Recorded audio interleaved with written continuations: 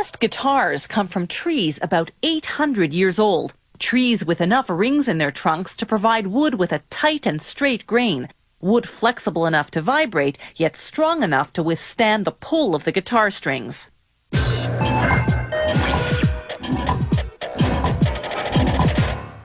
The guitar traveled from North Africa to Europe with the Moors, who invaded Spain in the 8th century. In time, the guitar became the signature instrument of Spanish flamenco music and the trademark of the singing cowboy. In the 1930s, the acoustic guitar debuted as a jazz instrument. By the 1960s, as the electric guitar took over rock and roll, the acoustic guitar remained a staple of the folk music scene.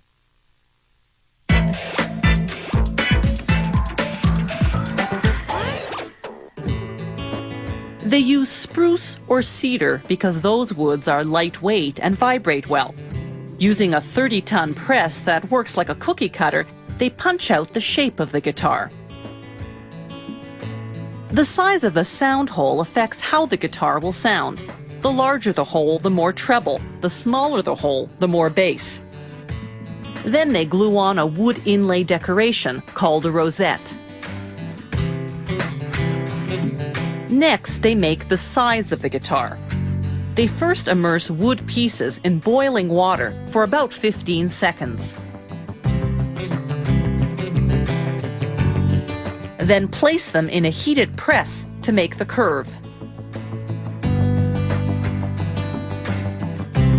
The press applies heat from both the top and the bottom for about a minute.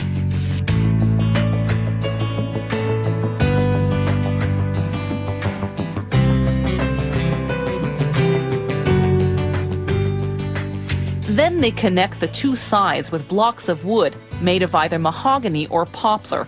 One is glued and clamped at the bottom, the other at the top.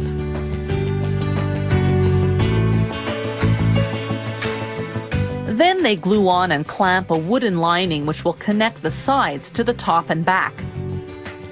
Those little cuts give it flexibility around the curves.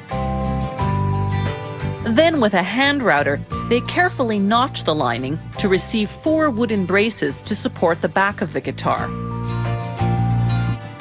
Strategically placed braces help the top of the guitar withstand the tension of the strings. They also equalize sound frequencies by controlling vibration differently at different spots. After a vacuum press makes the bracing adhere evenly, they glue on the top and bottom.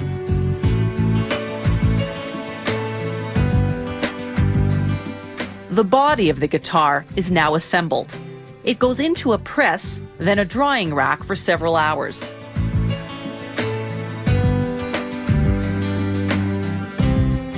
Next, they glue on a plastic binding to protect the guitar's edges. Then comes a fine sanding.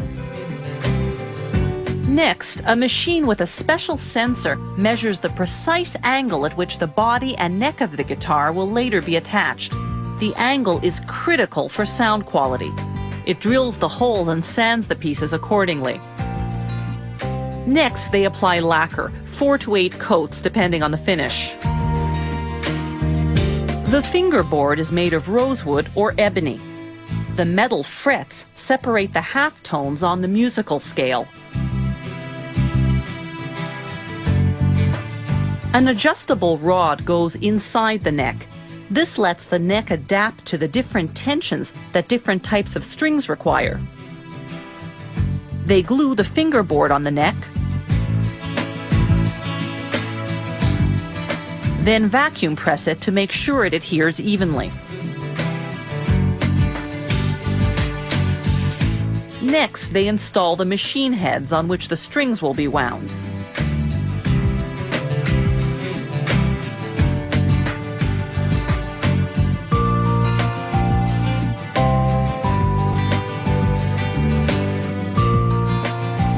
The rod in the neck slips into a groove on the body. The neck is then bolted and clamped until the glue dries. Next, they glue on the bridge, securing it with temporary screws and a clamp. Then they glue on the headstock nut, a hard plastic piece that spaces the strings evenly. Next comes the saddle, then the bridge pins which lock the strings in the bridge. Finally, they string the guitar using an electric winder. Because of all the glue drying time, it takes 3 weeks to make a guitar. The wood will become suppler the more the guitar is played, so as the guitar ages, the better it will sound.